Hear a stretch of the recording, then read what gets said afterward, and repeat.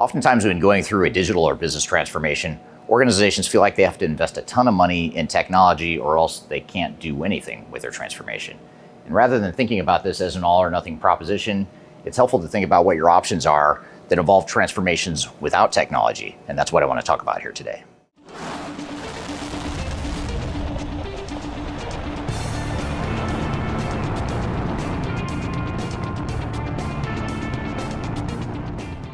My name is Eric Kimberling. I'm the CEO of Third Stage Consulting. We're an independent consulting firm that helps clients throughout the world with their digital transformation journeys.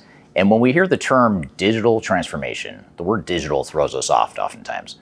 We think that to go through a transformation, we need to invest in a lot of big, shiny, expensive technologies. But the reality is there's a lot of incremental things that organizations can be doing to get more value out of existing technology they might have in place.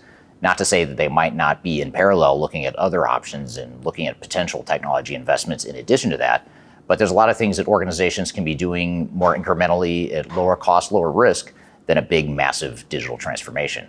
So what I want to do today is share some ideas and things to be thinking about as you define your digital strategy that are ways that you can go through your transformation and be super effective and add a lot of value to your organization without necessarily having to invest heavily in new technology. Before we dive too far into today's content, I want to share a little bit of information about Third Stage Consulting and who we are. Third Stage Consulting Group is an independent technology agnostic provider of consulting services to help clients through their digital transformations. We help with digital strategy and software selection, as well as implementation planning. And during implementation, we provide services related to program management, organizational change, business process improvement, as well as enterprise architecture. These are just some of the services we provide. We have offices in North America as well as Europe and Asia Pacific.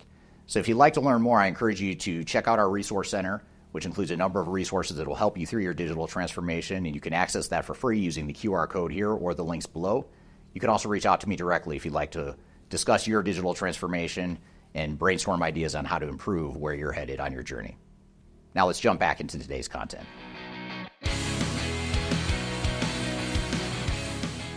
Most organizations we work with, even the ones that have tons of modern ERP systems or tons of new technologies in place, they have broken business processes. Processes that are suboptimal, that are inefficient, and highly ineffective. And despite the best technologies, oftentimes organizations will not fine-tune their business processes, and they won't be using technologies in the most optimal way, even though the technologies can help them improve their processes. So one of the things you can do as an organization to lead a transformation without necessarily having to go buy a bunch of new technology is to look at how you could be using the technology you have to optimize the processes you have. And it could be as simple as standardizing your operations and looking at ways that you can consolidate and make sure that you as an organization are acting as one company. For example, if you have multiple departments that are doing different business processes, but it's within the same function, like an accounting department or an HR department, that is doing things differently throughout the organization, you might start to look at ways that you could create business processes that are more consistent and more standardized across the entire organization. And that simple activity of business process optimization can deliver a lot of business value at a much lower cost without having to invest the time, money, and risk associated with big, expensive digital transformations. So think of business process optimization as one of those areas of low-hanging fruit that you can get immediate business value no matter what your legacy systems are or what types of technologies you are or aren't using. Now, for more information on how to go about the process of business process optimization, I encourage you to check out this video right here. This is a video about business process management and how to go through the business process of improving your overall business processes. If you check out this video right here, it gives you all you need to know about business process optimization.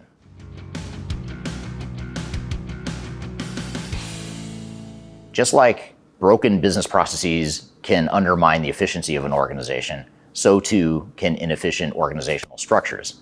If you think about the way you're organized as a company, you probably have roles and responsibilities that are redundant. You might have unclear roles and responsibilities. There might be better ways that you could organize your team and structure your organization to be more effective and more productive in the work that it does. And again, this is something you can do independent of technology. You can do it with the technologies you have in place today. You can change people's roles, you can change their responsibilities, you can change the way the organization is structured to create immediate business value without a big, massive investment in technology. I'll give you a quick example. Oftentimes when we're working with multinational corporations, organizations that have locations spread throughout the world. And perhaps these multinational corporations have invested in mergers and acquisitions. They've gone out and acquired other organizations, and they've opened up new offices in other countries. They start to act like a bunch of different companies, and people start to do their roles and their jobs in different ways. And you end up with a lot of redundancy and things that are repetitive throughout the organization. And if those same organizations were to take the time to rethink how they're doing work and how they're organized, they might find that more of a shared services model of moving to more of a consolidated, standardized way of operating and being structured might be one way to drive efficiency and effectiveness throughout the organization. Again, without necessarily having to invest a bunch of money in new technology. So think of organizational design as one of the ways that you can pull on that lever of getting more business value and optimizing your effectiveness as an organization without necessarily needing to invest heavily in a bunch of expensive new technology.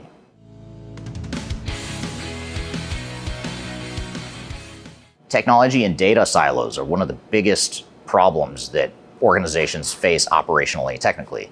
In other words, they have multiple systems that aren't talking to one another, and they have data silos that are spread out through multiple systems. And that creates a certain amount of inefficiency and ineffectiveness and lack of visibility into operational data that's required to make the company successful.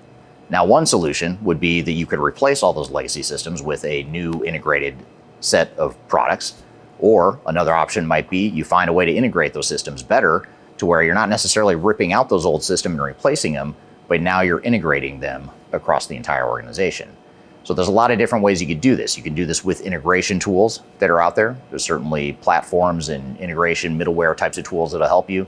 There's also interoperability types of solutions that allow you to tie together and integrate multiple sets of data. Products from companies like Snowflake and Palantir, for example, are good examples of products that can be put in place to make more use of your legacy systems and allow you to integrate your workflows, integrate your systems, and integrate your data across the existing systems you have.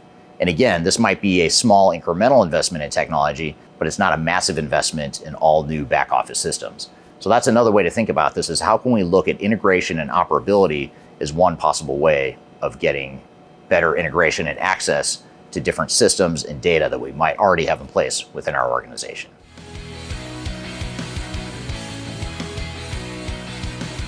Artificial intelligence tools is another way that you can get more immediate value out of your current systems and your current environment without necessarily having to invest heavily in technology. Now, it does require an investment in AI tools and AI technologies, but the good news is there's so much open artificial intelligence tools and so many options out there that are relatively low cost that would allow you to do things like create chatbots and to create user interfaces that allow you to interact differently with the systems you have.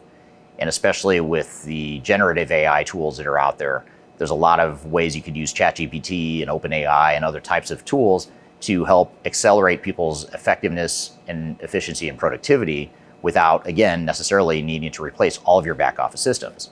And if you think about the beauty of artificial intelligence, is that it can make use of the data it has. And if you've got good data in your legacy systems, even if the systems themselves are outdated and they're hard to navigate and they're not in a cloud environment and there's a bunch of other faults with those systems, even if that's the case, you could be using AI as a way to get that low-hanging fruit of value, and getting the value of AI and the value of data analysis and the value of easier navigation and the benefits of generative AI, all those different things that can make you more effective and productive as an organization can be done without necessarily having to rip out and replace all these expensive systems that you've spent years building. Instead, you can put in AI tools that allow you to more incrementally start to get some immediate business value using different types of use cases throughout your organization and using the systems and data that you already have in place. So the beauty of artificial intelligence, in addition to the fact that it's a game-changing technology, is that it can be a low-cost and more incremental way to get business value without having to go through a big, massive, long-term, expensive, risky digital transformation. So I hope this has provided you some guidance on how to get more business value out of technology you might have in place and help you to identify ways to transform your business and go through a transformation without necessarily having to invest a ton of money in new technology.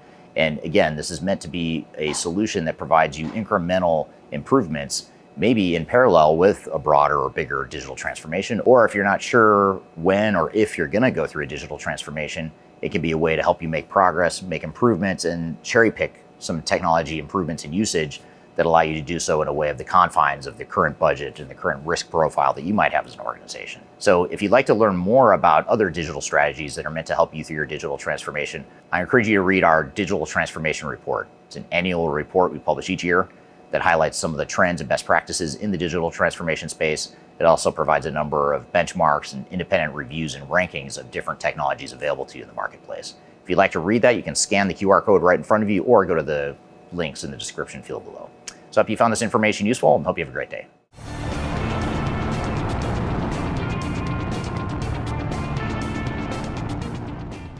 Processes that are suboptimal, transformation might have, you can, or if you don't know when, or if you're not sure when, okay. I encourage you, if I'm not sure when or if, okay.